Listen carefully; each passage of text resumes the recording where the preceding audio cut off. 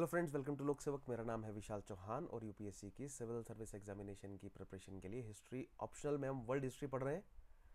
And world history में आज हम शुरू करने जा रहे हैं topic that is American civil war. So इससे पहले हमने अमेरिकन रेवोल्यूशन कवर किया है, देन अमेरिकन कॉन्स्टिट्यूशन कवर किया है। बिफोर दैट हमने एज ऑफ एनलाइटनमेंट कवर किया है, age of enlightenment. And before that हमने कुछ इंट्रोडक्टरी सेशंस लिए थे। सो मेक श्योर कि आप प्रीवियस सभी सेशंस को अटेंड ज़रूर करें। जो मैंने मटेरियल प्रोवाइड किया है, make sure that you go through that. And also जो मैंने बुक्स रेकमेंड करी हैं, आप उन बुक्स में से भी इन टॉपिक्स को ज़रूर पढ़िएगा। एंड जो मैंने क्वेश्चंस सेशन के दौरान और अपने टेलीग्राम ग्रुप पर क्वेश्चंस जो शेयर किए हैं, मेक श्योर कि आप उनके आंसर्स लिखकर मुझे रेगुलरली भेजते रहें।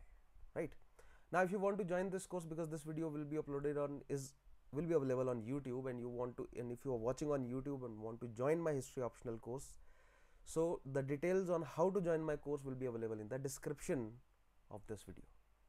All right, so now let us start with today's topic, that is American Civil War. So as far as world history of America is concerned, so we started our journey with American Revolution.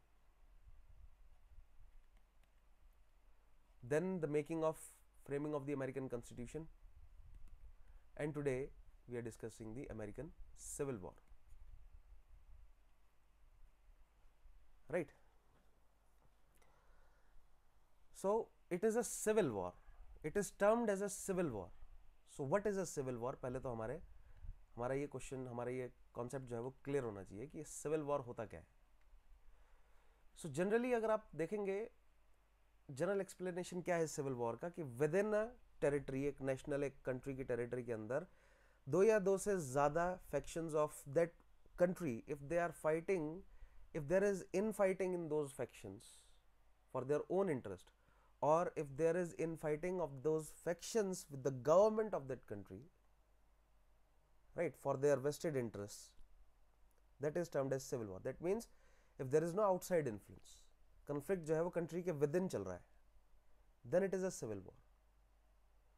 But in case of US of A, United States of America, why it is termed as a civil war? The conflict was in between the states that are in favour of an union, जिन्हें simply हम northern states के नाम से जानते हैं, and the states that are in favour of not being part of that union but establishing a separate political entity for themselves, जिन्हें हम जानते हैं सदर्न या कन्फेडरेट्स के नाम से, सदर्न स्टेट्स और Confederates. So the conflict was between these two type of states within the United States of America that was established with the acceptance of the Constitution in 1989, right? सो एक United States of America बनाया गया जिसमें initially 13 colonies जो थी, 13 colonies ने मिलकर 13 states establish करी, और ये स्टेट्स धीरे धीरे बढ़ती गई। जैसे जैसे वेस्टवर्ड एक्सपेंशन इन स्टेट्स ने किया, वैसे वैसे नई स्टेट्स ऐड होती गई और कॉन्फ्लिक्ट धीरे धीरे बढ़ता गया। और कॉन्फ्लिक्ट इस लेवल, अब वो कॉन्फ्लिक्ट का कारण क्या है थोड़ी देर में समझेंगे, बट अभी एक ब्रीफ आपके दिमाग में एक ओवरव्यू होना चाहिए कि दो टाइप ऑफ स्टेट्स है within the states, their interest are different, their economical and political interest are different, and one type of state is in favour of keeping United States of America intact, यानी कि they were in a favour of keeping the union, और in actuality it was a federation but the term union is used, so they were in the favor of keeping the union intact. And the second type of states, अभी मैं type of states क्यों कह रहा हूँ, क्योंकि थोड़ी देर में ऐड करेंगे पॉइंट्स की क्या उनके वेस्टेड इंटरेस्ट है, क्या इकोनॉमिकल इंटरेस्ट है, क्या पॉलिटिकल इंटरेस्ट है, right? The second type of states were not in favour of being part of this union but they were in favour of establishing a separate political entity for themselves. So finally the first party that was in favor of keeping the union intact won, and according to them it was a infighting, right? They were not a separate, there was no two separate political entities, two separate states or countries that were fighting with each other. Rather, there were two separate factions within a country that were fighting with each other. That is why it is termed as a civil war. But अगर second party जीत जाती, कन्फिडरेट्स जीत जाते, तब हम इसे civil war नहीं कहते. कन्फिडरेट्स जीत जाते और वो अपने आप को जो ससीड उन्होंने किया है, फेडरेशन से अलग जो उन्होंने किया है अपने आप को, वो लेजिटिमाइज हो जाता, कॉन्स्टिट्यूशनली पॉलिटिकली लेजिटिमाइज या लीगली लेजिटिमाइज हो जाता, तब हम इसे सिविल वॉर नहीं कहते. राइट, तब अलग टर्म यूज होती, may be war of independence या रिवॉल्ट या रिबिलियन, इस तरह के टर्म्स यूज होते. So, with this background, let us try to delve deeper into the American Civil War. All right. Now, with the help of these maps, we will try to understand the American Civil War. First, let us understand the backdrop or the background. Now, while 19th century saw tremendous growth for US, a fundamental economic difference existed between the country's northern and the southern states. Now, after the American Revolution, when the 13 British colonies, they got independent and they established the United States of America with the acceptance and the ratification of the Constitution. Finally, they established the United States of America, that is to be a federation. Right, and these 13 states, they were along the eastern coastline of the Northern American continent, and along the eastern coastline of the Northern American continent, as we go to the higher latitudes, the temperature, the average जो temperature है, annual temperature है, वो कम होता है. So there is, that means in the northern states the climatic region is different, and in the southern states the climatic region is different. So naturally, in the southern states, the climatic region, naturally as it favored agriculture, so plantation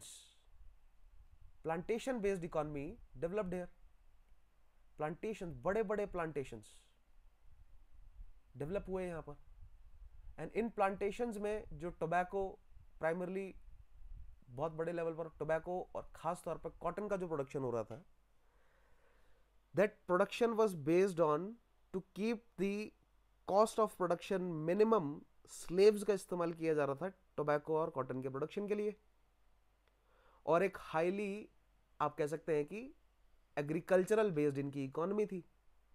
so agricultural based economy है तो it had many feudal natures. Right, थोड़ा सा feudalistic environment था क्योंकि aristocratic people थे तो British origin के ही लोग नहीं है, और जो बड़े लैंड होल्डर्स थे सदर्न कॉलोनीज के, right, they were aristocrats in fact. So these southern aristocrats, the plantation owners, the major slave holders, they had slaves in millions. Eventually this slave population grew to millions, right. Their chief agrarian produce was tobacco and cotton, and this chief agrarian produce as a raw material was being transported to the industrialized economies of the Europe. But the northern states where agriculture is not that much, the agriculture was not giving that much production. In order to increase their economy, they did what? They switched to industrialized economy. Like we have discussed in the previous session, it was a conflict between mercantilism and American capitalism.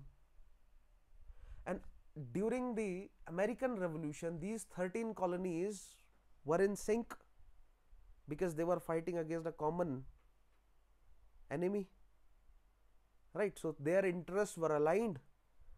But after the independence, the conflict within these states thus formed started, because now their interests were not aligned. the northern states, they were more inclined towards creating their own industries or industrializing America or United States of America. And the southern states, they were more inclined towards having a agrarian or plantation based economy. For a plantation based economy to keep the cost of production minimum, they were employing the slavery institution. And for the industrialized economy of the Northern America, now industrialisation का idea अगर आपको popular करना है, modern ideas को popular करना पड़ेगा, यानी कि अगर आपको इंडस्ट्रीज चलानी है, मशीन्स लगानी है, राइट, ऑफिसेज एस्टेब्लिश करने हैं, क्लर्क्स को बिठाना है वहां पर, ऑफिसेज चलाने हैं, तो लोगों को पढ़ाना पड़ेगा, राइट। और लोग अगर पढ़ेंगे, साइंस एंड टेक्नोलॉजी पढ़ेंगे, ह्यूमैनिटीज पढ़ेंगे, तो ऑब्वियसली धीरे धीरे आइडियाज, जो लिबरल आइडियाज हैं, वो भी उनके अंदर एस्टेब्लिश होने शुरू होंगे। And liberal ideas, as Thomas Jefferson ने कहा, कि इनएलिएनेबल राइट्स है, life, liberty and pursuit to happiness, या परसूट ऑफ हैप्पीनेस। या जॉन लॉक ने कहा, लाइफ, लिबर्टी एंड प्रॉपर्टी, ये इनएलिएनेबल राइट्स हैं, ये नेचुरल राइट्स हैं। तो अगर इस तरह की नॉलेज अगर नॉर्दर्न स्टेट्स के लोग गेन कर रहे हैं, तो how can they justify slavery? Slavery as a institution is a inhumane institution. It goes against the principles of humanism and individualism and all the liberal ideologies that were prevalent during the later decades of the 18th century and the early decades of the 19th century. So the northern states did what? One by one, the northern states started to abolish slavery within their states, because when the constitution was in the process of being framing का process जब चल रहा था constitution का, तब southern states ने यह point रखा था कि slavery के साथ deal करना, constitution में यह point add ना किया जाए, states को यह matter दे दिया जाए कि slavery के साथ या slaves के साथ कैसे deal करना है, right? constitution में यह बात add की गई थी कि जो slave owners के प्लांटेशन से भागकर कहीं और चले जाएंगे, तो जिस भी स्टेट में वो जाएंगे, उस स्टेट की जिम्मेदारी बनेगी कि उनको वापस भेजा जाए, राइट? तो कॉन्फ्लिक्ट जो है वो फेडरेशन एस्टेब्लिश होने के जस्ट बाद शुरू हो गया। नॉर्दर्न स्टेट्स ने कहना शुरू किया, नॉर्दर्न स्टेट्स ने क्या करना शुरू किया अपनी स्टेट्स में? उनको इंडस्ट्रियलाइज करना है, अपने आप को मॉडर्न आइडियाज को लेकर आना है, तो उन्होंने स्लेव्स को धीरे धीरे करके आज़ाद करना शुरू कर दिया। सदर्न स्टेट्स में बहुत बड़े लेवल पर प्लांटेशंस काम कर रहे हैं, स्लेवरी पर बेस्ड है, स्लेवरी एज ए इंस्टीट्यूशन पर वो प्लांटेशंस काम कर रहे हैं। तो सदर्न लोगों तक, सदर्न स्लेव्स तक ये आइडिया जब पहुंचना शुरू हुआ कि भैया नॉर्थ में तो स्लेव्स को आज़ाद कर रहे हैं, तो धीरे धीरे आप कह सकते हैं कि कॉन्शियसनेस जो है वो स्लेव्स में जागनी शुरू हुई। But it is not just about the consciousness of the slaves, because slaves के पास राइट्स तो थे नहीं, कॉन्शियसनेस का करेंगे क्या वो? Because with an iron fist these plantation holders, the plantation owners, they were ruling over these slaves, right? But the northern states, they wanted what? They wanted to industrialize themselves. In order to industrialize themselves, they wanted to produce, machine produce करना है, machine produce करके export करना है और अपने domestic area में भी use करना है उन मशीन्स को। यानी कि जितनी भी स्टेट्स हैं, उन सभी स्टेट्स में उनकी मशीन्स जो है वो, उनकी टेक्नोलॉजीज यूज हो। तो क्या आइडिया दिया सदर्न स्टेट्स को नॉर्दर्न स्टेट्स ने कि आप अपने आप को इंडस्ट्रियलाइज करो, हमारी मशीन्स का यूज करो अपने प्लांटेशंस में, और जो अपने स्लेव्स हैं उनको फ्री करो, और अपनी स्लेव्स को, अपनी स्लेव लेबर को कहाँ लगाओ? इंडस्ट्रीज में लगाओ, खुद को भी इंडस्ट्रियलाइज करो, स्लेव्स को फ्री करो, स्लेव्स को इंडस्ट्री में लगाओ, प्लांटेशंस को इंडस्ट्रीज के बेसिस पर चलाओ, मशीन्स के बेसिस पर चलाओ। जिससे क्या होगा? जिससे जो प्रोडक्शन कॉस्ट बहुत कम है स्लेव प्लांटेशंस का, राइट, स्लेव बेस्ड प्लांटेशंस जो चल रही हैं, उसमें प्रोडक्शन कॉस्ट जो है वो बढ़ जाएगा उनका। क्यों? क्योंकि अब उन्हें कैपिटल चाहिए टू इंडस्ट्रियलाइज देमसेल्फ, अगर वो नॉर्दर्न्स की बात मान ले। और कैपिटल किसके हाथ में था? कैपिटल इन नॉर्दर्नर्स के हाथ में था, बिकॉज इन नॉर्दर्नर्स ने बैंक्स एस्टेब्लिश कर लिए थे, इन नॉर्दर्नर्स ने फाइनेंशियल इंस्टीट्यूशंस एस्टेब्लिश कर लिए थे, इन नॉर्दर्नर्स ने फैक्ट्रीज लगा ली थी। तो कैपिटल जो है वो, कैपिटल का कंट्रोल नॉर्दर्नर्स के हाथ में था। एंड नॉर्दर्नर्स कह रहे थे सदर्नर्स को कि आप हमसे कैपिटल लो, आप हमसे मशीन्स लो, मशीन्स खरीदो, आप खुद को इंडस्ट्रियलाइज करो, अपने स्लेव्स को आजाद करो, अपने स्लेव्स को लेबर फोर्स की तरह इन इंडस्ट्रीज में काम करवाओ, और अपने अग्रेरियन प्रोड्यूस को आप मैकेनाइज करने की डायरेक्शन में चलो। तभी यूएस ऑफ ए एक इंडस्ट्रियलाइज नेशन के रूप में उभरेगा, because industrialisation is the future. Because Europe में यही चल रहा था, यूरोप में, इंग्लैंड में, फ्रांस में, जर्मनी में धीरे धीरे वो अपने आप को इंडस्ट्रियलाइज कर रहे थे, और अपनी जनता को, जनता उनकी फ्री थी, या इवेंचुअली उन्होंने स्लेवरी को अबॉलिश कर दिया 1843 में फाइनली। बट स्टिल अपनी जनता को, गरीब तो थी जनता, बहुत बुरे हालात थे, बहुत ही मीनियल कंडीशंस में वो अपनी कोल माइंस में, अपनी फैक्ट्रीज में, अपनी इंडस्ट्रीज में काम करवा रहे थे। तो वैसा ही कुछ यूएस में होने जा रहा था, अगर सदर्नर्स नॉर्दर्नर्स की बात मान लेते कि भैया इंडस्ट्रियलाइज कर लो, जो स्लेव्स आपके प्लांटेशन में काम कर रहे हैं उनको लेबर बनाकर काम करवाओ। सदर्नर्स वर नॉट रेडी। क्यों? क्योंकि एक तो कैपिटल चाहिए था उन्हें, कैपिटल नॉर्दर्न से लेना पड़ता या अपना पैसा लगाना पड़ता, और जो स्लेव्स को क्या, आपको स्लेव्स को केवल जिंदा रखना है, बट अगर आप उनको फ्री करके लेबर बना देंगे तो अब आपको उनको वेज देना पड़ेगा, जो कि जेब पर उनके और ज्यादा भारी पड़ेगा। प्लस अगर वो नॉर्दर्नर्स की बात मान लेते हैं तो उनके इकोनॉमिक जो इंस्टीट्यूशंस हैं, उन इकोनॉमिक इंस्टीट्यूशंस के कंट्रोल में आ जाएंगी southern states. And southern states they wanted कि भैया हमारा जो इकोनॉमिक सिस्टम चल रहा है वो बरकरार रहे। So it was a conflict between two different type of economies, one the northern industrialised economy, and the second one is the southern plantation based or agrarian economy, and the political structure that was associated with that, right? अब political जो interest है वो धीरे धीरे हम establish करते हैं क्या है, right? So now with this understanding, let us now go through these statements. So while the 19th century saw tremendous growth for US, a fundamental economic difference existed between the country's northern and the southern states. What was that fundamental difference? The manufacturing industries were established in the northern states. Northern states were manufacturing, right? Now the northern states wanted कि southern states जो है वो अपना raw material हमें दें या खुद को इंडस्ट्रियलाइज करें, रॉ मटेरियल हमें दें, हमसे प्रोसेस करें सामान, और फिर हमारा सामान, प्रोसेस्ड सामान खरीदे भी। अगर खुद इंडस्ट्रीज नहीं सेट कर सकते हैं तो एटलीस्ट हमें जो है वो रॉ मटेरियल दे और हमारा सामान खरीदे। बट इतना ही नहीं है, हमसे कैपिटल लें, अपने आप को इंडस्ट्रियलाइज करें, अपना रॉ मटेरियल खुद भी यूज करें, हमें भी दें, हमारा प्रोड्यूस खुद भी कंज्यूम करें और हम आपका प्रोड्यूस भी कंज्यूम करेंगे, एंड देन कंबाइंडली हम अपना प्रोड्यूस बाकी देशों को भी बेचेंगे। बट इतनी कहानी नहीं है।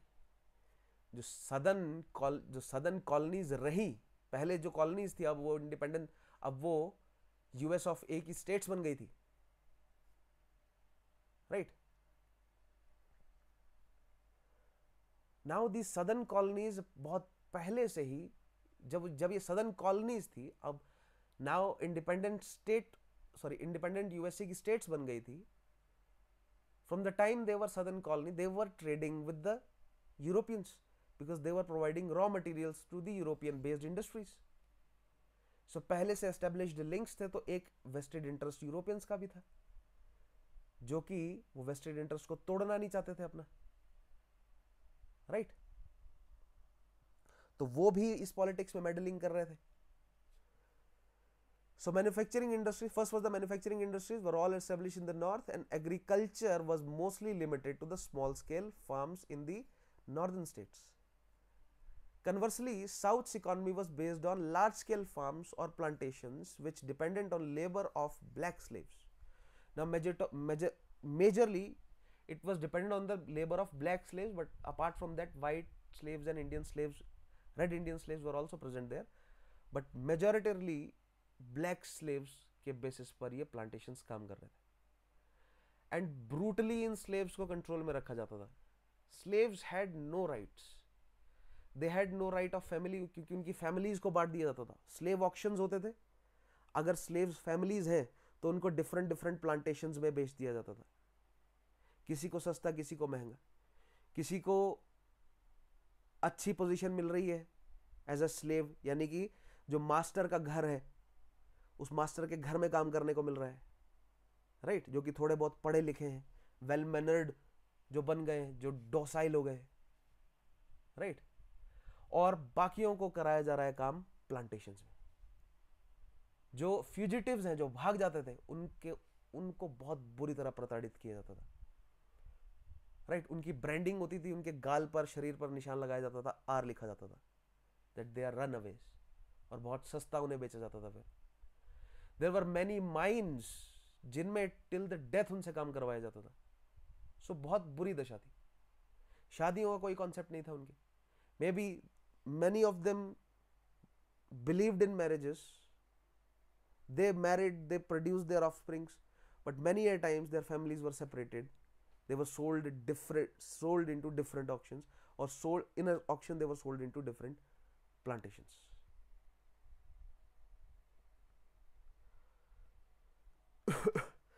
Sorry.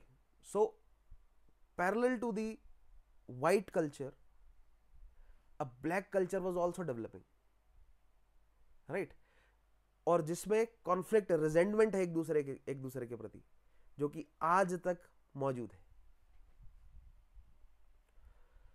Now in the north the slaves were getting emancipated, they were getting their freedom, right? And these free slaves, they started abolitionist movements,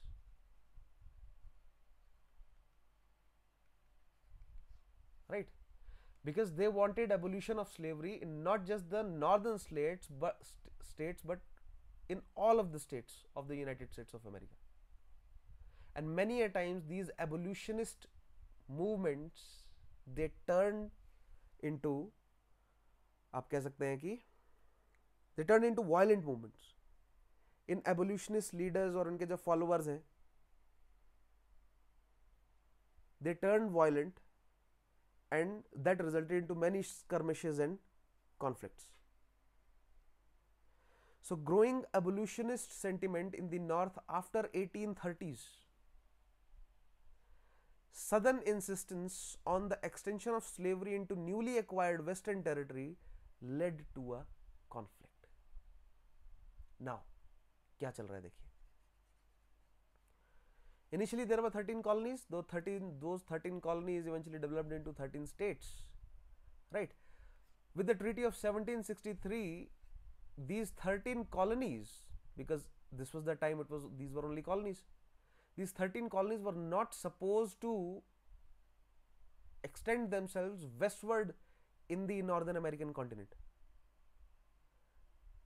But after the independence, these 13 colonies, eventually they started acquiring territories to the west, right, of these 13 colonies, right?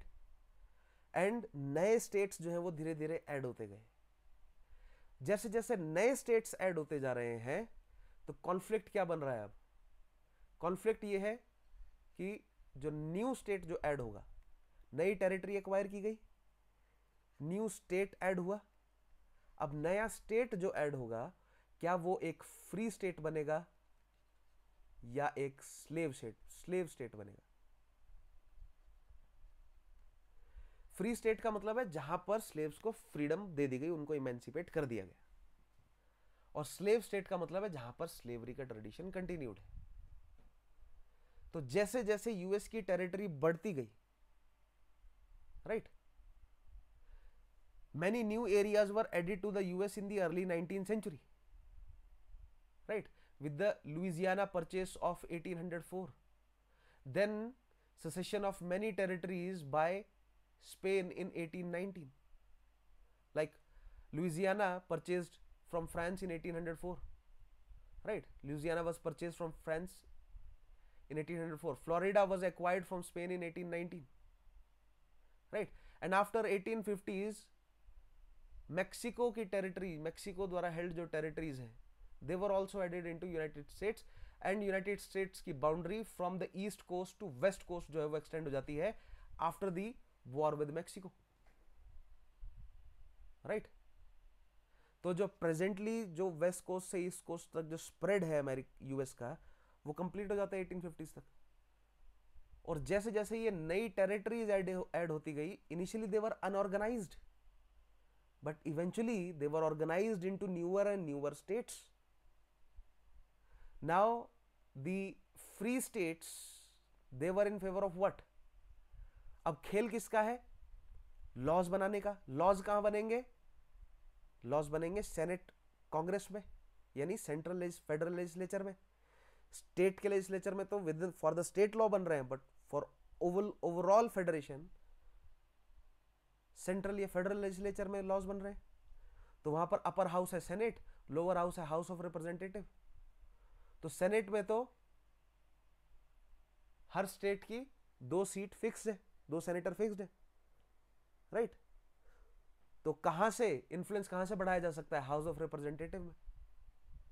तो house of representative में influence बढ़ाने के लिए ज्यादा जिसके पास state होंगी, right, अगर ज्यादा फ्री स्टेट होंगी तो फ्री स्टेट के इंटरेस्ट जो है वो एज अ लॉ के रूप में सामने निकल आएंगे, और ज्यादा अगर स्लेव स्टेट्स होंगी तो स्लेव स्टेट के इंटरेस्ट जो है वो फुलफिल हो सकते हैं। तो जैसे जैसे नई टेरिटरी एक्वायर की गई, उन अनऑर्गेनाइज्ड टेरिटरीज को धीरे धीरे ऑर्गेनाइज किया गया, नई स्टेट्स बनी, तो in free states and slave states में कॉन्फ्लिक्ट कंपटीशन बढ़ता गया कि धीरे धीरे वो अपने अंदर नई स्टेट्स को ऐड करते रहे। 1820 में हमें इसी कंपटीशन के चलते 1820 में देखने को मिलता है the Missouri compromise.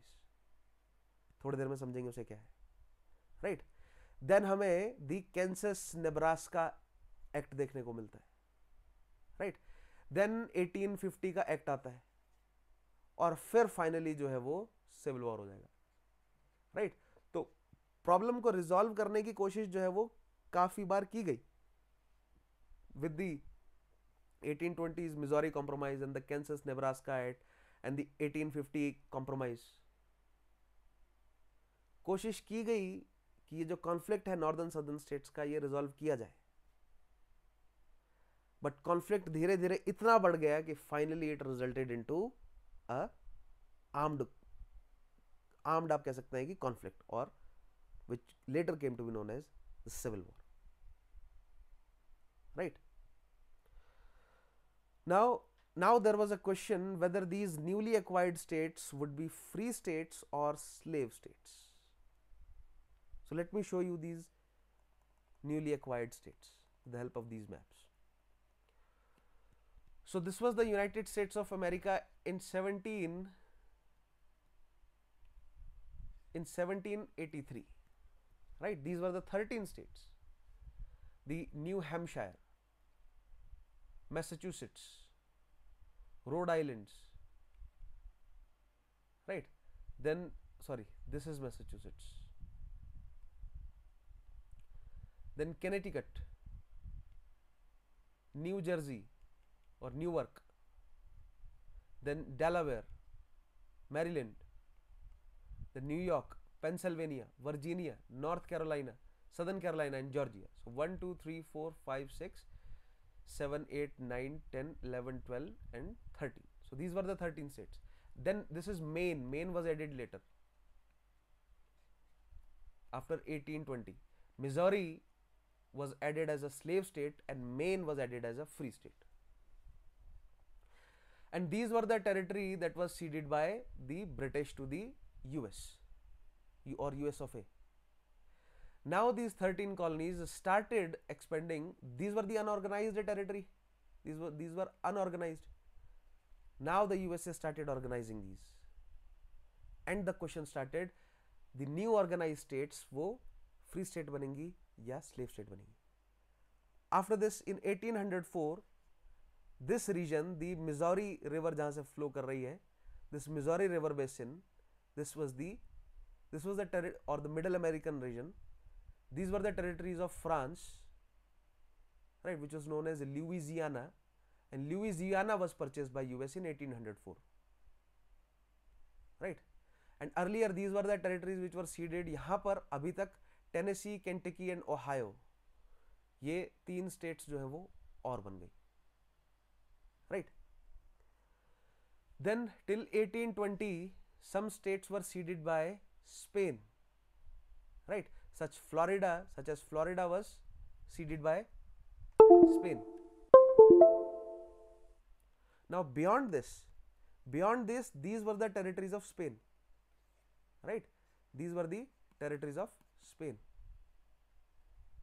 right. Beyond this, these were the territories of Spain. Now Spain ceded further territories. क्या क्या स्पेन ने सीड किया? Part of Louisiana, which was later added to Louisiana, and Florida Spain ने seed किया, and others few territories in the Caribbean, right. But new states बन गई. देखिए कौन कौन सी यहाँ पर. So Alabama, Mississippi, Louisiana, Missouri and Illinois, Indiana. These were the new states formed in 1820. Now 1820 में कॉम्प्रोमाइज किया गया, जिसको मिजोरी कॉम्प्रोमाइज कहा जाता है, थोड़ी देर में उसको समझेंगे. उसमें 2 स्टेट्स ऐड हुई, one was Missouri and other was Maine. Maine was added as a free state and Missouri was added as a slave state. Now remaining portion is still the unorganized Louisiana purchase से जो unorganized territory है. कुछ यहाँ पर Britain ने भी, जो Michigan territories है, यहाँ पर ब्रिटेन ने भी जो है वो फर्दर सीड करी टेरिटरी. सो इतना हमें पॉलिटिकल डिटेल में जाने की जरूरत नहीं है. हम just giving you a development कि कैसे कैसे नई स्टेट्स ऐड होती जा रही हैं और कॉन्फ्लिक्ट राइज होता जा रहा है, ठीक है. Then after the Mexican war 1853, the Spain से धीरे धीरे मैक्सिको डेवलप हो गया, right. Now the southern parts, this is Mexico, and Mexico से जीतने के बाद Texas was added in the US, California was added in the US, है ना, and rest of the territories are still unorganised. अब धीरे धीरे ये टेरिटरीज ऑर्गेनाइज होंगी. आयोवा अनदर स्टेट, विस्कॉन्सिन, मैंने बोला ना ब्रिटेन से कुछ टेरिटरीज ली गई, तो मिशिगन, ये मिशिगन टेरिटरीज, यहाँ पर 2 स्टेट्स बनी, विस्कॉन्सिन एंड मिशिगन, राइट. यहाँ पर नॉर्थ में एक और टेरिटरी मिली, वर्मोंट. फ्लोरिडा को स्टेट बना दिया गया, आर्कनसा स्टेट बनाई गई, ठीक है. Then comes the conflict, right. So this is the conflict. अब ये कॉन्फ्लिक्ट वाला मैप थोड़ी देर में समझाता हूं. Now after the conflict, this was the phase of reconstruction. इसे कहा जाता है अमेरिकन हिस्ट्री में the phase of reconstruction. Now reconstruction is not part of our syllabus, but basically what happened during reconstruction is that US, जो नुकसान हुआ था civil war में, उससे अब धीरे धीरे यूएस उभर रहा है, अपने आप को इंडस्ट्रियलाइज कर रहा है, राइट. तो स्लेव्स को फ्री किया गया, उनको लेबर बना दिया गया, और इंडस्ट्रीज जो है वो साउथ में सेट होनी शुरू हुई. तो साउथ में भी बहुत सारी इंडस्ट्रीज सेट होंगी. और जो अनऑर्गेनाइज टेरिटरी है, लाइक दिस अनऑर्गेनाइज टेरिटरी में Oregon, Nevada, Colorado, Nebraska, Kansas, Minnesota, ये कुछ नई स्टेट्स जो है वो बनाई गई. Then finally, and this was the imperial US, Alaska was made a territory in 1867, then Hawaii, then Midway, right.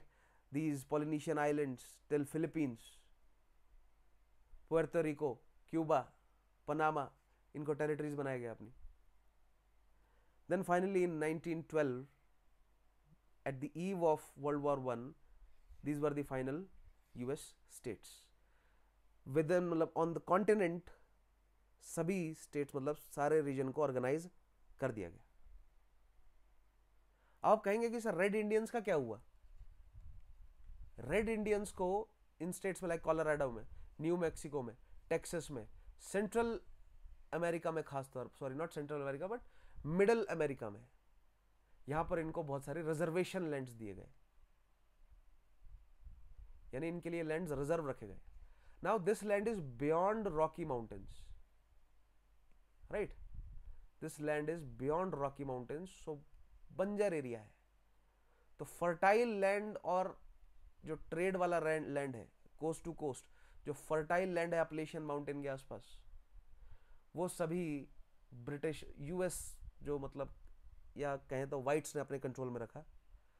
और ये जो मिडल अमेरिका वाला एरिया है, यहां पर बहुत सारे रिजर्वेशन लैंड्स जो हैं वो रेड इंडियंस को दिए. इन एरियाज में भी रिजर्वेशन लैंड है बट प्राइमरली बीच वाले एरिया में दिए, but that's a different discussion. Now this was at the eve of civil war, इसमें आपको थोड़ी देर में समझाता हूं. Right, these were the territories जो मैंने आपको बताया, these were the initial territories जो कि ब्रिटेन ने सीड करी थी at 1783. Right, these were the territory that was the result of Louisiana Purchase. These were the territories that was the result of annexation of Texas. Right, Texas की territory जो है वो यहां तक थी, बट फिर धीरे धीरे टेक्सास की बाउंड्रीज को श्रंक किया गया.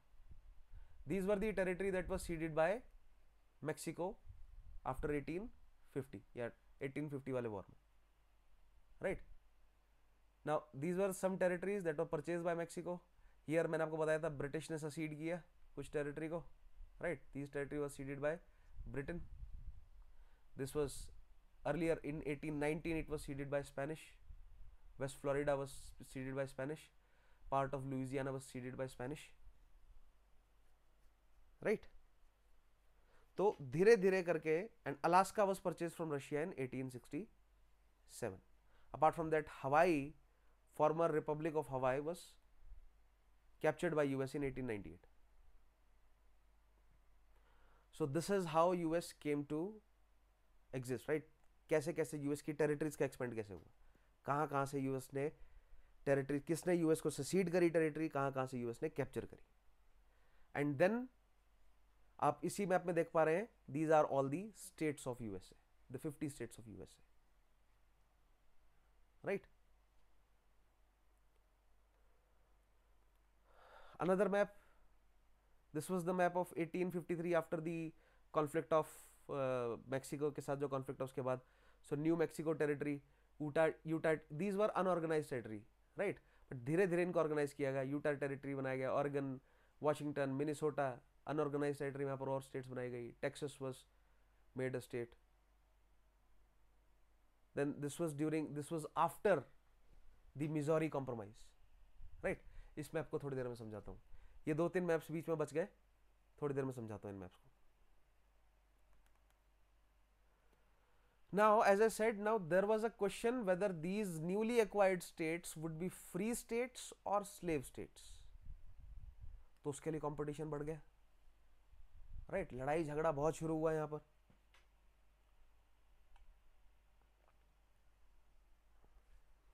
Now both the northern as well as southern states had their own explanation for this, right? कि क्यों नई states जो है वो हमारे तरह की होनी चाहिए. Now economically, industrialization demanded free wage system, whereas slavery tied the labor to the land. Right? Industrialization क्या कह रहा है कि जो लेबर है, पहली बात तो वो लेबर फ्री है और लेबर को क्या दिया जाएगा, वेज दिया जाएगा. एंड लेबर इतना फ्री है कि लेबर जो है वो पूरे यूएसए में कहीं भी जा सकता है, किसी भी स्टेट में जाकर, जो कि उस लेबर को फ्री मानती है, स्पेशली ब्लैक व्यक्ति को, जिनके लिए बाद में politically correct term African American use हुआ, but I don't think why how it is not completely rational, because what about Egyptians, they are not completely black, right? What about southern Africans, South Africans? What about Algerians and Moroccans? There are many people who are not black, right? And so खैर वो अलग debate है, but for sake of easy explanation के लिए African American term जो है वो use किया जाता है. That is the more politically correct term. Now these black people, they were freed in the obviously northern states, right?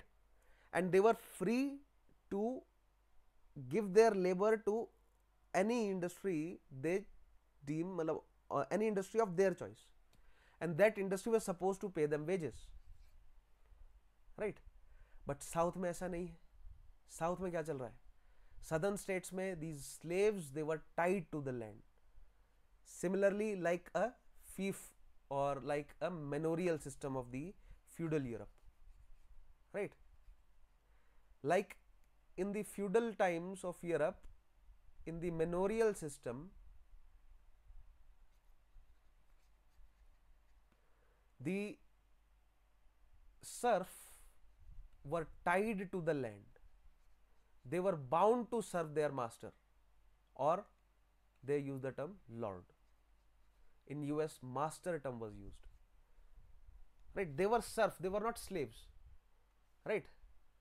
Slaves were different, they were serfs. Nevertheless, they were tied to the land. Similarly, in southern US states, in the plantations, these slave labor, they were tied to the land, so they cannot escape or run away or leave that estate. They cannot leave that plantations. So the slaves, they were tied to the land.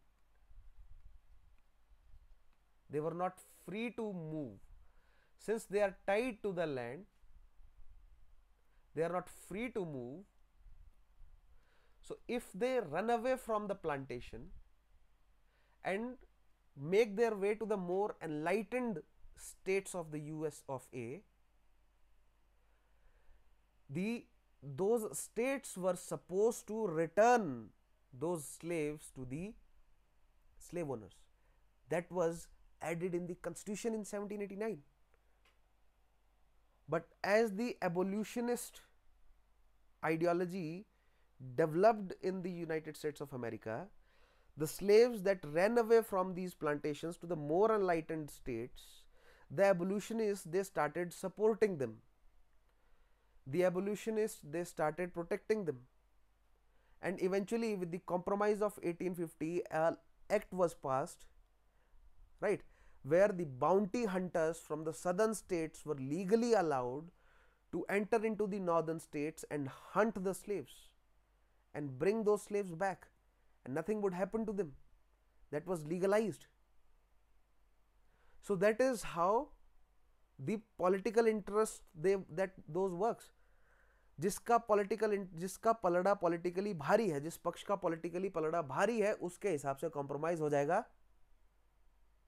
Congress में या house of representatives में या overall legislature में, right? थोड़ी देर में समझेंगे उनको. So economically industrialization demanded free wage system, whereas slavery tied the labor to the land. Now, thus, while industrialized North had a problem with slavery, for South it was an essential ingredient for its economy. For industrialized North, slavery was a problem. Why slavery was a problem? Because अगर उन्हें industries establish करनी है, as I explained, अगर उन्हें industry establish करनी है तो modern ideas को इंप्लीमेंट करना पड़ेगा, उनको अडॉप्ट करना पड़ेगा. क्योंकि इंडस्ट्री में केवल फैक्ट्री लगाने का ही काम नहीं है, फैक्ट्री में मैनुअल लेबर करने का काम नहीं है, उन इक्विपमेंट्स को बनाना भी तो है. यानी साइंस एंड टेक्नोलॉजी पे भी काम करना पड़ेगा. अगर आप साइंस एंड टेक्नोलॉजी पर काम करते हो तो नेचुरली, जब आप नेचुरल साइंस समझेंगे, तो स्लेवरी को जस्टिफाई कैसे किया सदर्न स्टेट्स ने? उन्होंने स्लेवरी को डिवाइनिटी से जोड़ रखा है. That it was mentioned in the Bible. वो बाइबल से लेजिटिमेसी लेकर आते हैं. बट जब आप साइंस एंड टेक्नोलॉजी, उस टाइम की मॉडर्न साइंसेस पढ़ते हैं, तो आपको इंडिविजुअलिज्म, ह्यूमनिज्म, नए कॉन्सेप्ट्स पढ़ने को मिलते हैं. तो अगर आप एक इंडस्ट्रियलाइज्ड इकोनॉमी बनाने जाएंगे तो modern ideas are bound to, right, they are bound to कि वो लोगों के दिमाग में जो है वो धीरे धीरे पनपे, राइट. तो अगर आप एक साइड इंडस्ट्रियलाइज कर रहे हैं तो दूसरी साइड आप स्लेवरी एज एन इंस्टीट्यूशन को प्रमोट नहीं कर पाएंगे. तो it was not in the economic interest of the northern states to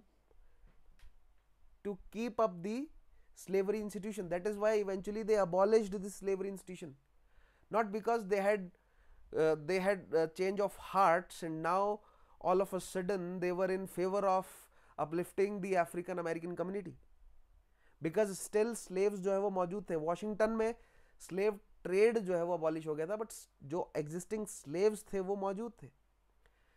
The US founding fathers, in fact Thomas Jefferson जो inalienable rights की बात कर रहा है, he was a slave master. George Washington was a slave master. All those aristocratic people, all those people belonging to middle class that were part of the American Revolution were slaveholders. So it was not, they took a moral stance, right? ध्यान रखिएगा, they took a moral stance, but they had their vested interest too. उनका vested interest था slaves को आजाद करने में.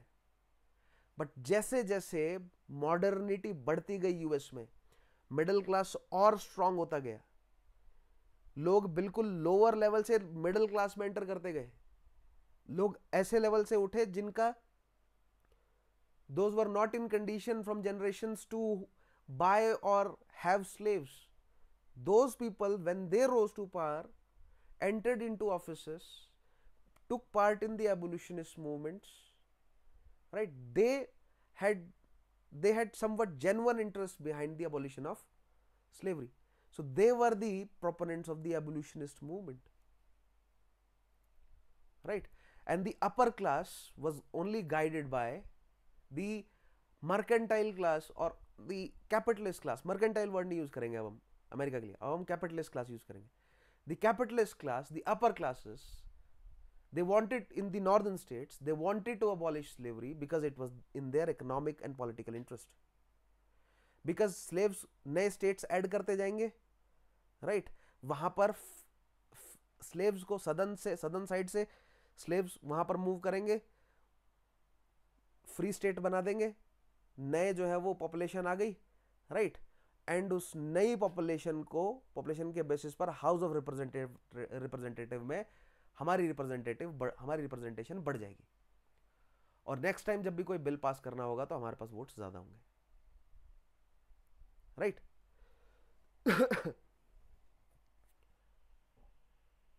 So thus, while industrialized North had a problem with slavery, for South it was an essential ingredient for its economy.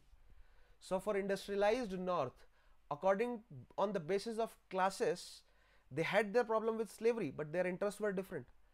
The middle class, those middle class educated people, they had genuine interest, they had genuine, आप कह सकते हैं कि interest behind freeing the slaves because they believed in the ideology. But some of them wanted to enter into politics, right? So they used that particular agenda to what? To grow their political careers. Such acquisition is made to Abraham Lincoln. थोड़ी देर में Abraham Lincoln, या perhaps in next session we'll discuss about Abraham Lincoln, right? But not just Abraham Lincoln, there were many Republican leaders. The party was formed in 1854. कैसे बनी थोड़ी देर में discuss करेंगे. But the party was formed and many such leaders, those who belonged to middle class, rose to the political leadership status. They rose, किसकी back पर वो आगे बढ़े, राइट? फ्री या स्लेव्स को फ्री करने का जो एजेंडा है, इसको बेसिस बनाकर वो पॉलिटिकली आगे बढ़े, ठीक है? तो कहने का मतलब, in northern states different section of societies they have different interest. Nevertheless their goal was same, to free the slaves and have an industrialized economy. But in southern states, the different section of society differently क्या चाहती है, उनको फर्क नहीं पड़ रहा था. It was the upper section of society, the landholders, उनका इंटरेस्ट जो है वो ज्यादा स्ट्रांग था.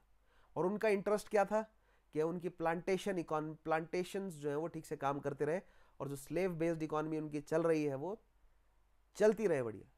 So as I have many times discussed in previous sessions, that it was a conflict between the old order, existing old order, an upcoming new order.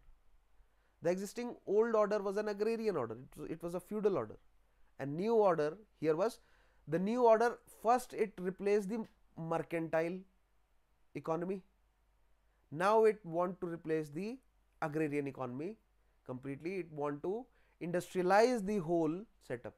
agrarian economy को भी industrialize करना है and mercantilism को तो खत्म कर ही दिया उन्होंने. कैपिटलिज्म जो है वो एस्टेब्लिश किया. तो ओवरऑल क्या करना है उन्होंने, कैपिटलिज्म जो है वो एस्टेब्लिश करना है. सो अमेरिकन कैपिटलिज्म इसलिए हम कह रहे हैं. ठीक है. So also as the shipping industry in the north was facing stiff competition from European shipping industry. Why is that?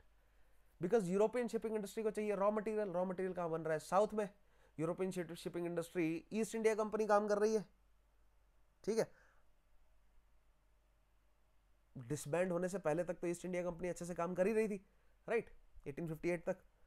तो ईस्ट इंडिया कंपनी अभी भी सामान जो है वो, and not just East India company, there were many European companies that were purchasing raw material good from the southern states. और since southern states it was a federation, states का अपना internal matter था, तो centre जो है वो ज्यादा कुछ कर नहीं पा रहा था, राइट. क्योंकि it is not all the time कि सेंटर में जो है वो एक ऐसा प्रेसिडेंट हो या कांग्रेस में जो है वो ज्यादा स्ट्रेंथ जो है वो किसकी, या हाउस ऑफ रिप्रेजेंटेटिव में ज्यादा स्ट्रेंथ नॉर्दर्नर्स के पास हो. It was not possible at every time, right. So also as the shipping industry in the north was facing stiff competition from European shipping industries, they wanted government to protect them by increasing the tax on the use of non-American ships, right. So northerners they wanted more tax on non-American ships ताकि American ships का use हो. American ships का use होगा तो raw material जो है वो south से नॉर्थ में आएगा और नॉर्दर्न स्टेट्स की इंडस्ट्रीज को फीड करेगा, रादर यूरोपियन इंडस्ट्रीज को फीड करने, right. Now this would made shipping costlier. It ran contrary to the interest of southern states because for southern states shipping would become costlier because उनकी जो already चली आ रही पुराने tie ups हैं European state से, right, वो अचानक से तो वो तोड़ नहीं पाएंगे. एंड नॉर्दर्न से तो वो खिसे बैठे हैं, लड़े बैठे हैं, कॉन्फ्लिक्ट में. नॉर्दर्नर्स को वो बेचेंगे नहीं, बेचेंगे यूरोपियंस को या किसी और जगह जाके बेचेंगे. और नॉन अमेरिकन शिप्स में अगर बेचते हैं तो महंगा पड़ता है, टैक्स ज़्यादा देना पड़ता है. So it was contrary to the interest of the southern states as they dependent on the shipping for export of their products, right. और शिपिंग पर ही अगर टैक्स बढ़ जाएगा तो that will become problematic for them. So that was another point of conflict. So it was not just, देखिए, slavery central मुद्दा है बट उसके अलावा भी और भी बहुत सारे कॉन्फ्लिक्ट है. जैसे मैंने आपको बताया कि स्लेवरी सेंट्रल मुद्दा है तो उससे अटैच्ड क्या है कि फ्री स्टेट बनाना है या स्लेव स्टेट बनाना है. ठीक है. स्लेवरी सेंट्रल मुद्दा है तो उससे एसोसिएटेड क्या है, इंडस्ट्रियलाइजेशन करना है या एग्रीकल्चर को कंटिन्यू रखना है. ठीक है. देन धीरे धीरे और भी स्लेवरी को सेंटर में रखते हुए और भी कुछ पॉइंट्स इसमें ऐड करूंगा मैं. Now another aspect of this conflict was regarding the representation from the states in the lower chamber of the Congress. With the spread of slavery to the new states, the northern states feared that they will reduce to the minority in the House of Representatives. So slavery अगर centre में मुद्दा है तो House of Representative जो है वो उससे associated मुद्दा बन जाता है कि House of Representative में नॉर्दर्नर्स का इन्फ्लुएंस ज्यादा होगा या House of Representatives में सदर्नर्स का इन्फ्लुएंस ज्यादा होगा. तो कहीं ना कहीं स्लेवरी सेंटर में मुद्दा है बट उससे एसोसिएटेड बहुत सारे और इश्यूज है, राइट. तो कल को अगर आपके सामने सवाल बनता है कि सिविल वॉर के कारण अगर आपको बताने तो आप केवल स्लेवरी नहीं कह सकते. हाँ, आप ये कह सकते हैं कि स्लेवरी जो है वो somehow it is at the centre but उससे एसोसिएटेड और भी बहुत सारे इश्यूज है. लाइक नई टेरिटरी का एक्विजिशन करे तो उसको फ्री स्टेट बनाए या स्लेव स्टेट बनाए, राइट. इकोनॉमी किस तरह की रखनी है, इंडस्ट्रियलाइज इकोनॉमी रखनी है या स्लेव बेस्ड इकोनॉमी रखनी है. पॉलिटिकल इश्यू क्या है, नई स्टेट जो एक्वायर करी अगर वो फ्री स्टेट बन गई तो हाउस ऑफ रिप्रेजेंटेटिव की स्टेट सीट्स बढ़ जाएंगी, अगर वो स्लेव स्टेट बन गई तो हाउस ऑफ रिप्रेजेंटेटिव में सदर्नर्स की सीट बढ़ जाएंगी, अगर वो फ्री स्टेट बन गई तो हाउस ऑफ रिप्रेजेंटेटिव में नॉर्दर्नर्स की सीट बढ़ जाएंगी। पॉलिटिकल कॉन्फ्लिक्ट है, इकोनॉमिकल कॉन्फ्लिक्ट है, ठीक है। Now let us look at the events that led to the civil war. So now we have a background, एक थरो बैकग्राउंड है हमारे पास, ठीक है, कि कॉन्फ्लिक्ट का कारण क्या है। अब हम देखते हैं कि क्या क्या इवेंट हुए that led to the conflict. Now earlier, to resolve the issue of extension of slavery to new states, an American politician, Henry Clay, charted out a plan which came to be known as the Missouri Compromise or Missouri Compromise of 1820. So from, as I told you, from 1789 धीरे धीरे ये issue सामने आता गया, क्योंकि 1804 जब Louisiana purchase किया गया, नई टेरिटरीज एक्वायर हुई, या इस समय भी जो टेरिटरीज 1783 में जो ब्रिटेन ने सीड करी थी, उन टेरिटरीज में नई स्टेट बनाई जाए। अब वो नई स्टेट स्लेव स्टेट होगी या फ्री स्टेट होगी, इस बारे में कॉन्फ्लिक्ट जो है वो 19वीं सेंचुरी के स्टार्ट तक एस्टेब्लिश हो चुका था। क्यों? क्योंकि 19वीं सेंचुरी तक आते आते कई नॉर्दर्न स्टेट ने इमेंसिपेट मतलब अपने स्लेव्स को आजाद जो है वो कर दिया था, राइट। तो फाइनली जब 1819 में स्पेन ने कुछ टेरिटरी सीड करी, तो 1820 में आकर कॉम्प्रोमाइज किया गया, Missouri compromise. As per the plan, if a newly acquired region lies north of 30°36' parallel in the Louisiana lands which were acquired from France in 1804, and to west of the Missouri which was established as a state from these Louisiana land, then it would be considered a free state, otherwise a slave state, right. So as per the plan, if a newly acquired region lies north of 30°36' parallel in the Louisiana lands and to the west of Missouri, north and west of Missouri, यहाँ पर जो land है, then it would be considered as a free state, otherwise जो है वो इससे नीचे की स्टेट जो है वो क्या होंगी, स्लेव स्टेट्स होंगी। मैप में दिखाता हूं आपको।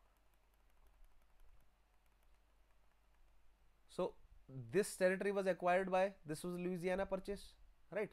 Eventually it got on, और आप इस मैप में देख सकते हैं, this was the Louisiana purchase, right. Now in 1820, this was 1821 after the Missouri Compromise. So this was the 36°30' और sorry 30-36 होना चाहिए यहाँ पर, that was the latitude। and ध्यान रखिएगा कॉम्प्रोमाइज में क्या लिखा है, इससे साउथ और मिजोरा से वेस्ट में जो भी टेरिटरीज होंगी, या सॉरी इससे नॉर्थ और मिजोरा से वेस्ट में जो भी टेरिटरीज होंगी, इसके बाद जो भी ऑर्गेनाइज होंगी टेरिटरीज या कैप्चर की जाएंगी, वो सारी फ्री स्टेट होंगी, और इसके नीचे की सारी स्टेट जो है वो क्या होंगी, स्लेव स्टेट्स होंगी। बट आप देखेंगे इस लाइन से मिजोरी जो है वो ऊपर है, देन केंटकी इस लाइन से ऊपर है, वर्जीनिया इस लाइन से ऊपर है, मैरीलैंड इस लाइन से ऊपर है,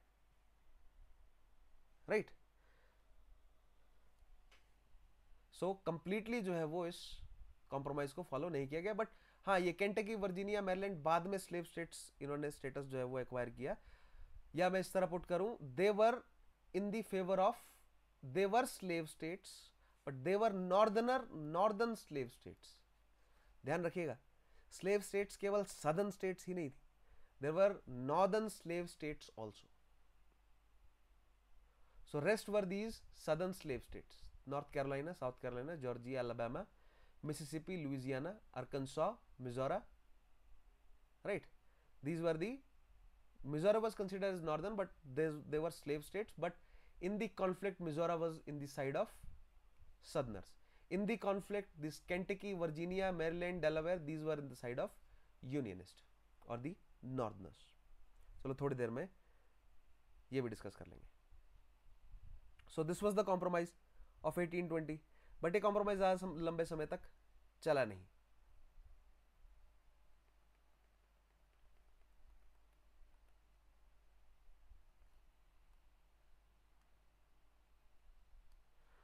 Now, this plan didn't give any permanent solution as the southern states didn't stick to its term and created problems with the induction of every new state, including Texas, California, Kansas and Nebraska.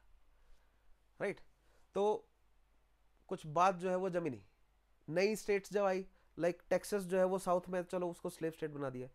California तो उस line के north में जा रहा था, California को लेकर भी वो कॉन्फ्लिक्ट में आ गए। कैंसस एंड नेब्रास्का जब स्टेट बनाए जा रहे थे तो वहां पर भी वो आकर खड़े हो गए कि भैया नहीं। उन्होंने पॉइंट ये उठाया कि देखो कि अगर हम डेमोक्रेटिक कंट्री हैं तो एक काम क्यों नहीं करते हम, जो ये स्टेट्स हैं इनके लोगों से आप डेमोक्रेटिकली पूछ लो ना whether they want to become a slave state और अ फ्री स्टेट। तो उस स्टेट के लोगों पर छोड़ दिया गया, right, which was, now this was decided with the Kansas Nebraska Act of 1854, right।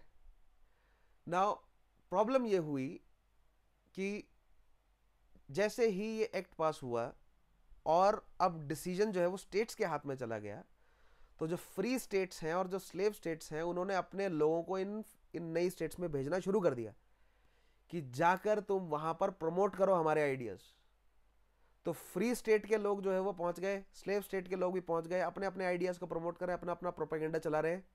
That eventually resulted into conflict which was known as the bleeding Kansas, because it resulted into various skirmishes and many people died.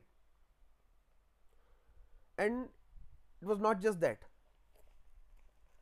still जो है वो लोग मान नहीं रहे थे, अभी भी स्लेवरी जो है वो मतलब। एंड हाँ, एक केस और हुआ, सुप्रीम कोर्ट में केस गया, वो स्कॉट साहब का केस था, एक ब्लैक व्यक्ति था, ठीक है, जो कि एक स्लेव स्टेट से उस ब्लैक व्यक्ति को एक फ्री स्टेट में ले जाया गया, और फ्री स्टेट में कुछ सालों रहकर जब वो स्लेव स्टेट में उस व्यक्ति को ले जाया जा रहा था तो उसने स्लेव स्टेट में जाने से मना कर दिया।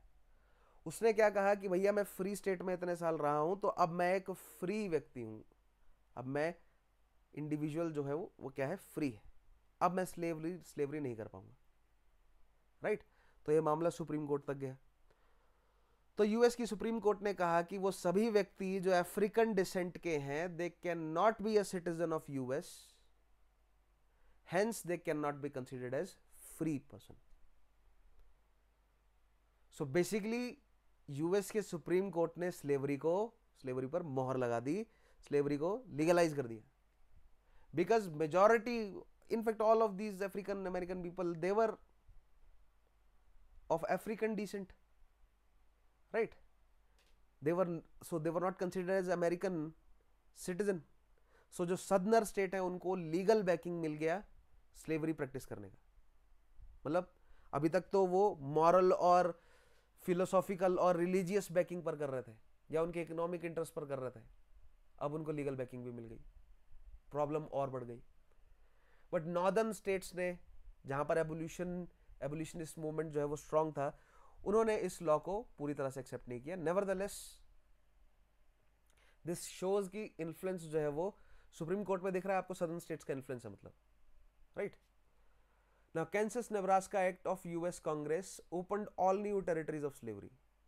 Now this led to the formation of now after the Kansas Nebraska Act and the Supreme Court's verdict, right, especially after the Kansas Nebraska Act, एक रिपब्लिकन पार्टी, एक अलग न्यू रिपब्लिकन पार्टी जो है वो एस्टेब्लिश हुई, and this Republican party was in favour of abolition of slavery.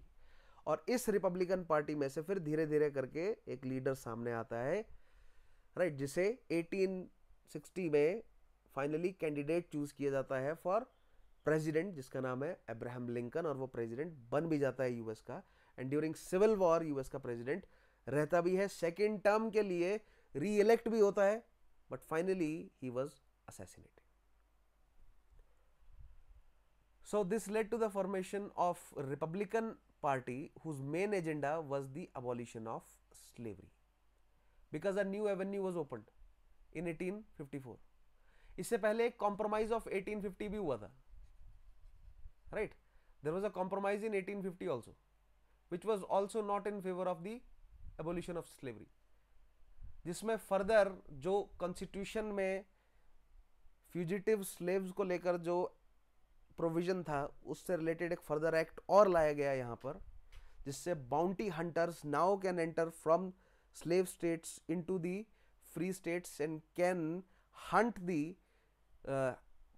The fugitive slaves and bring them back to their own slave states.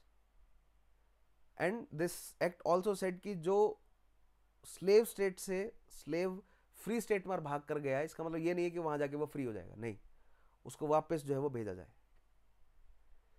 तो आप देख रहे हैं अब धीरे धीरे लाइंस जो है वो, पहले लाइंस ब्लर थी, अब लाइंस क्लियर होती जा रही हैं स्लेव स्टेट्स और फ्री स्टेट्स के बीच में, ठीक है। Now, a number of conflicts and increasing intensity of abolitionist movement of northern states convinced the Southerners that their northern counterparts were adamant on the destruction of the peculiar institution that sustained them. And that was the result of many abolitionists. They captured many towns and cities and killed bunch of people, killed bunch of masters, slave holders.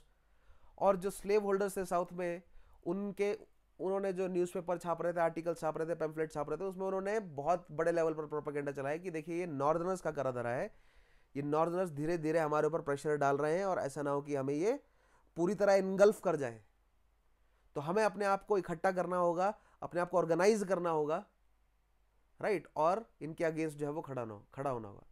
तो as I said, now lines are not blur, अब clear distinct lines जो है वो बनने लगी, जिसके लिए नाम भी रखा गया Mason Dixon line, right?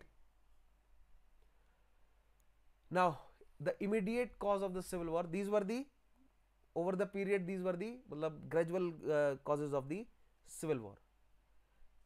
Conflict, slavery को लेकर conflict है, क्या क्या conflict है, सेंटर में slavery है, right? पहला है free state versus slave state, ठीक है। दूसरा है industrialized economy versus plantation based economy. तीसरा है हाउस ऑफ रिप्रेजेंटेटिव का कॉन्फ्लिक्ट, राइट। एक आप मान सकते हैं एबोल्यूशनिस्ट का कहर, राइट। सो कहीं ना कहीं ये सभी स्लेवरी से ही जुड़े हुए हैं, राइट। इवेंचुअली एक और पॉइंट जुड़ जाएगा, that is the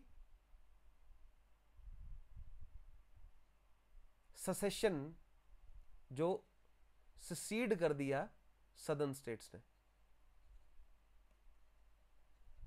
right. So economical political कारण है ही, फिर फाइनली secede कर दिया सदर्न स्टेट्स ने, that combined with this immediate cause resulted into civil war.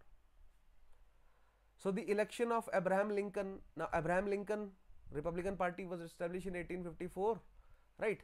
He was of a humble origin, he worked many jobs, eventually put himself through a law school, became a lawyer, then eventually rose to the level of state level पर वो आया politics में, and then senate तक पहुंचा, then eventually he became मतलब he was not that educated against many of the leaders of that time, but he was a proficient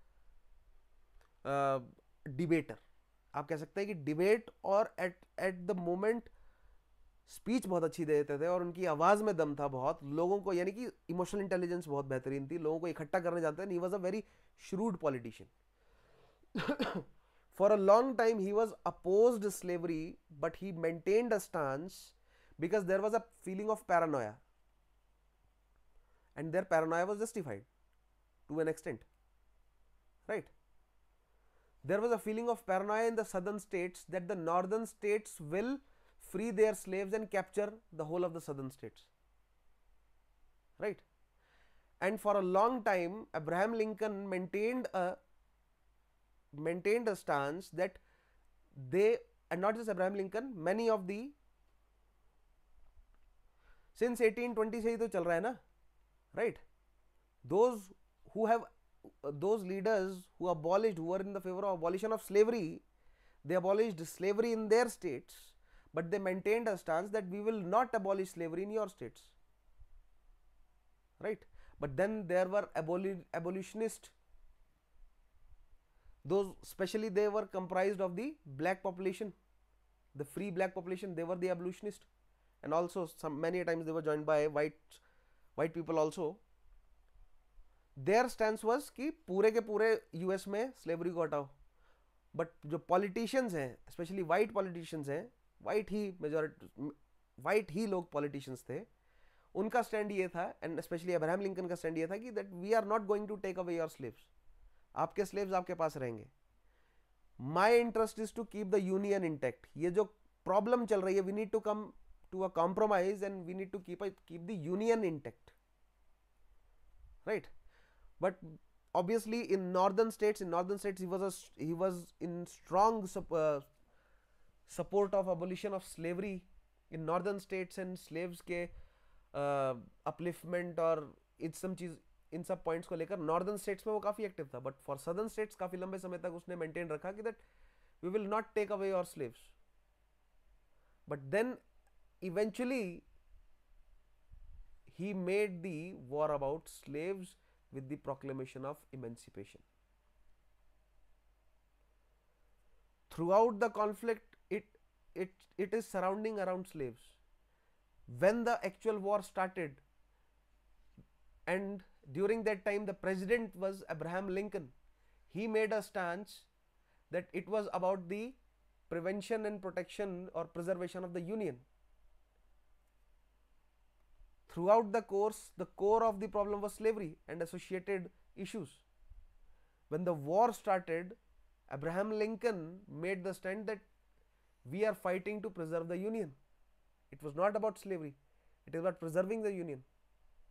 But eventually the cause of slavery was added to the conflict, and we will see that what role does the proclamation of emancipation played and how decisive it was, right? Or sorry, what was the importance of the proclamation of emancipation, and is it responsible for the victory of the Union over the Confederates, right? इस सवाल के बारे में जो है वो हम इस सवाल का आंसर जो है वो नेक्स्ट सेशन में ढूंढने की कोशिश करेंगे. But let us look at the immediate causes. क्या है? So the election of Abraham Lincoln, a Republican candidate. अब now Republicans से तो already पहले ही Democrats, Republicans से पहले ही जो है वो Southern Confederates जो है वो they were not happy with the Republican ideal because the Republicans they supported abolitionists. Now देखिएगा, Republican they are in support of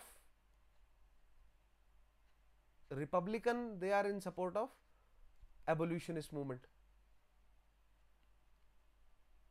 right? They are in support of freedom of the slaves. So आप कह सकते हैं कि काफी liberal approach है. But in the due course of the development of polity in US, the Republican Party eventually developed a conservative approach, and it was the Democrats, ठीक है, those become liberals. So liberals of one time are conservative of others. That is how society progresses. But we are not concerned with their infighting or उनके अंदर की politics जो है वो, we are not concerned with that here. We are concerned IR में हमारी वो concern बन जाती है, ठीक है. Now immediate cause क्या है? The election of Abraham Lincoln, a Republican candidate, as president in November 1860 was the final straw, and within 3 months 7 Southern, right, जैसे ही Abraham Lincoln बना, और Abraham Lincoln was quite a vocal advocate of abolition of slavery. So Southern states के लिए ये final straw बन गया कि भैया अब हमें step उठाना पड़ेगा, right? So 7 Southern states, they seceded from the Federation. कौन कौन? First was Carolina, right? Then Mississippi, Florida, Alabama, Georgia, Louisiana, and Texas, right? And rest followed. So total 11 states seceded. पहले 7 ने secede किया और फिर 4 ने. ठीक है? Let me show you this in map.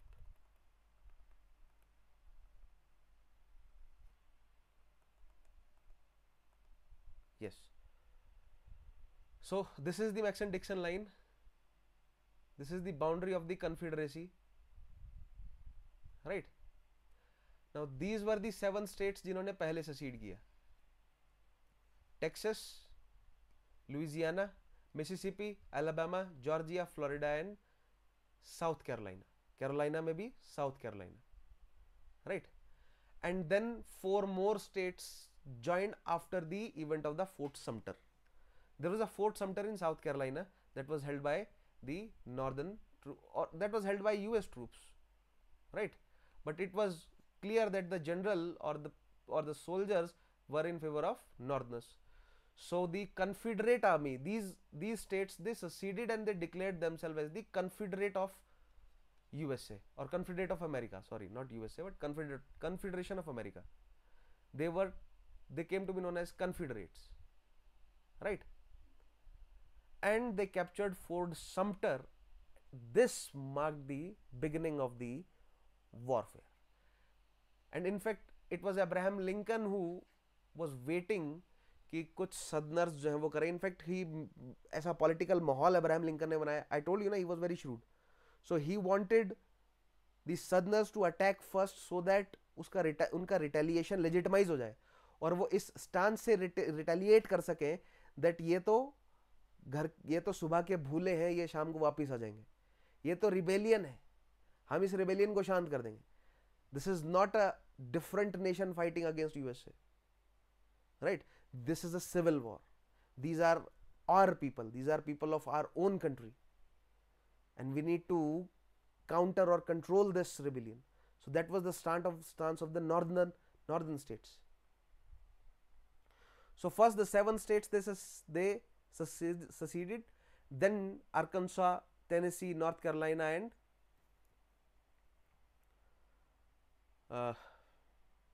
Virginia. Yes, VA is Virginia. Remaining 4 states they joined, right? और बाकी की states कौन कौन सी हैं? Rest are, these were the 11 Confederate states. Rest states are